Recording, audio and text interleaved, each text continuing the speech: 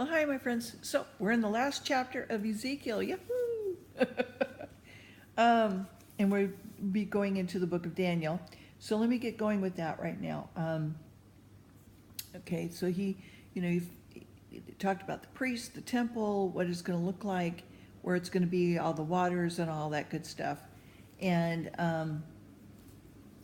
thank you to all my new subscribers. I'd love to hear about you. I'd like to know where you're from, a little about yourself. Please be brave and leave me a comment. Yeah,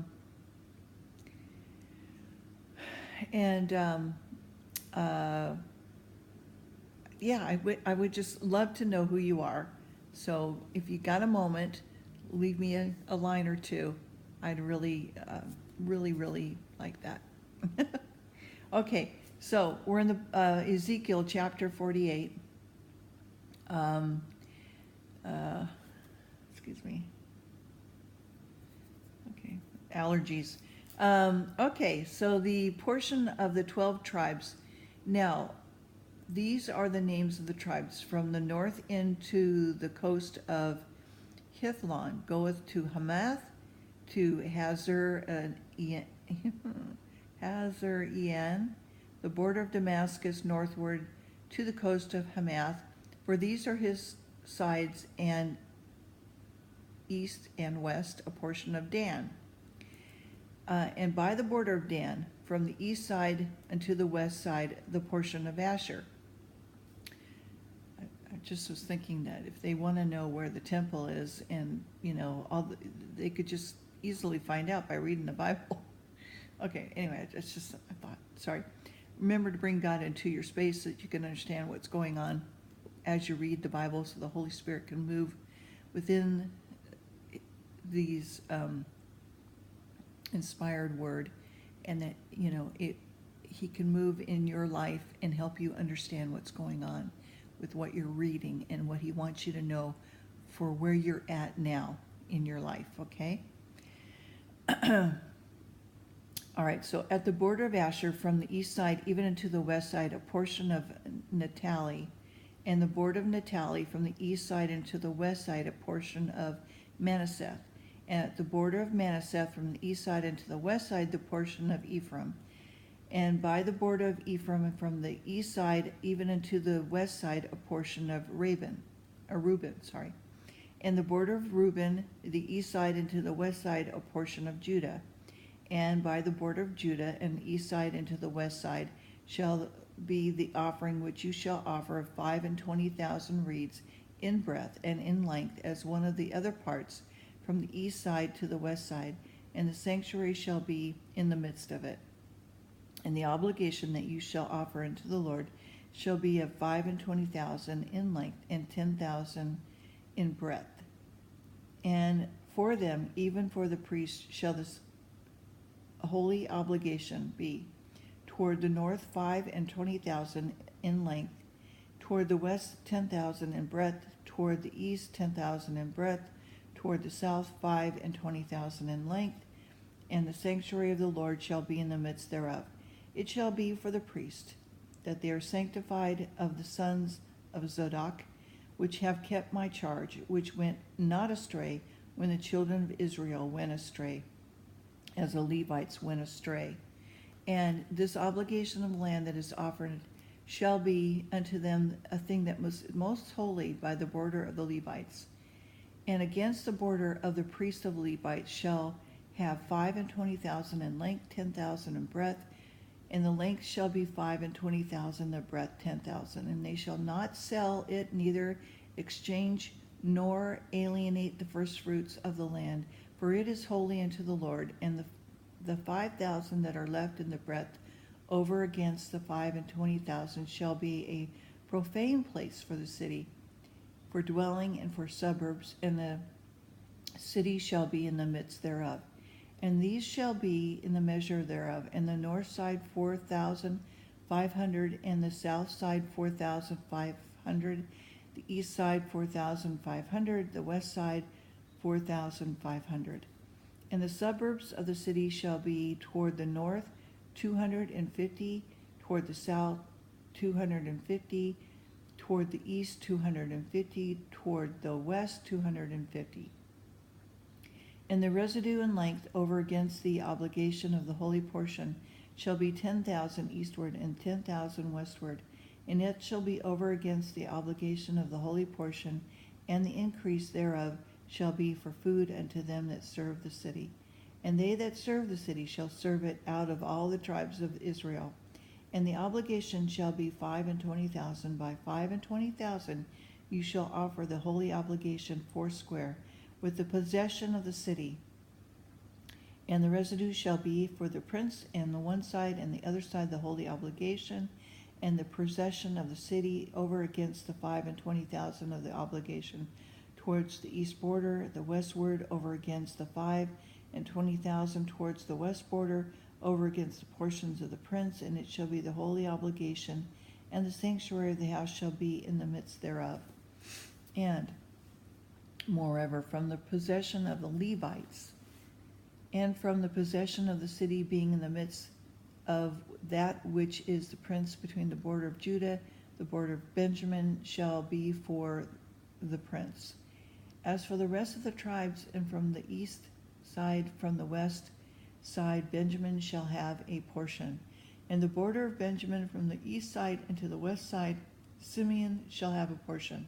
The border of Simeon from the east side and to the west side, Issachar a portion. And by the border of Issachar from the east side and to the west side, Zebulun a portion. And by the border of Zebulun from the east side and to the west side, Gad a portion. And the border of Gad at the south side southward, the border shall be given from Tamar unto the waters of strife in Kadesh, and to the river toward the great sea. This is the land which ye shall divide by lot unto the tribes of Israel for an inheritance. And these are the portions, saith the Lord God. And these are the goings of the city on the north side, 4,500 measures, and the gates of the city shall be after the names of the tribes of Israel, 3 gates northward, 1 gate of Reuben, 1 gate of Judah, 1 gate of Levi, and at the east side 4,500 and 3 gates, and 1 gate of Joseph, 1 gate of Benjamin, 1 gate of Dan, and at the south side 4,500 measure, 3 gates, 1 gate of Simeon, 1 gate of Issachar, 1 gate of Zebulun. At the west side 4,500 with their 3 gates, 1 gate of Gad, 1 gate of Asher, 1 gate of Naphtali, and it was round about 8,000 measures, and the name of the city from that day shall be, the Lord is there. Isn't that beautiful? Okay, so we're going into the book of Daniel. This is a very good book, and for all my young friends out there, this book will most definitely influence your life. So I suggest that you take a listen to the book of Daniel. It's very prophetic as well. It's the companion of the book of Revelation. So it's to be read together, okay? Go back and forth. Go to the book of Daniel, go to the book of Revelation when you got time on your own, and just compare what's going on. And it kind of gives you a prophetic idea of what, is to happen in the future. Some people think and believe, and so do I in many ways, that many things have already happened. So I'm still learning, just like you are. I've just recently come back to the Lord in about 2010, if not a little bit before. I really believe that it started even further back than that, as I recollect. I had a very good friend in Northern California who has since passed away, but we, in summer school, as I was interpreting, we would talk on our way to and from work about the Lord. So I think that really started back in 2000, 2001, 2002, around that time. Anyway, my allergies are kicking in. I'll have to take a pill. And pray. Book of Daniel. Okay, so it's a companion to the book of Revelation. The author, like Ezekiel, a captive in Babylon, so he was brought before the king Nebuchadnezzar while young, trained in the Chaldean language and sciences. So he and his two friends, you'll find out. The career of resembled that of Joseph, promoted to the highest office in the realm. He maintained his spiritual life in the midst of the heathen court. And I mean, he lived a long life, and he eventually gets out of captivity, but he's in high office, just like Joseph was. Joseph, who was the youngest of 12, okay, if you remember. And main theme, the sovereignty of God over the affairs of men of all ages. The pagan king's confession of this fact constitute key verses of the book. The section 1 is largely a narrative of personal biography and local history. It contains an account of thrilling events and divine interpossessions unsurpassed in the Old Testament, and it refers to 6 moral conflicts in which Daniel and his companions participated in. And it's actually, Daniel is Chuck Missler's favorite book, by the way. At least that's what he said. First conflict between pagan self-indulgence and conscientious abstinence in promoting health. So he says, please, serve us this food because, I'll show you, that we will be even healthier than the other young men here. And so he goes into instructing what he wants to eat. So, he's staying by his dietary laws that he was taught to do. Abstinence wins. Second conflict between a pagan magic and heavenly wisdom in the interpretation of dreams. Divine wisdom wins. Third conflict, heathen idolatry arrayed against loyalty to God. Loyalty to God wins, always. Fourth conflict, a pagan king's pride arrayed against divine sovereignty. God wins, the king turns out to eat grass. Fifth conflict, impious sacrilege arrayed against reverence of sacred objects. We'll just wait till we get to that. Reverence wins, handwriting on the wall. Belezar, I'm not saying his name right. Belezar, Belshazar,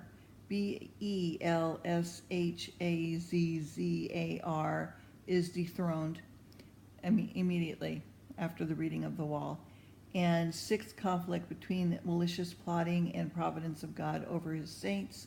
Providence wins. Section 2, visitations and prophecies relating to the controlling hand of God, moving the scenes in the panorama of history.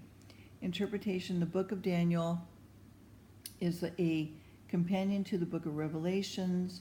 There's 2 facts that are generally acknowledged by candid scholars: that the prophecies represent partially veiled revelation of future events in secular and sacred history, and that the visions point to an ultimate triumph of God's kingdom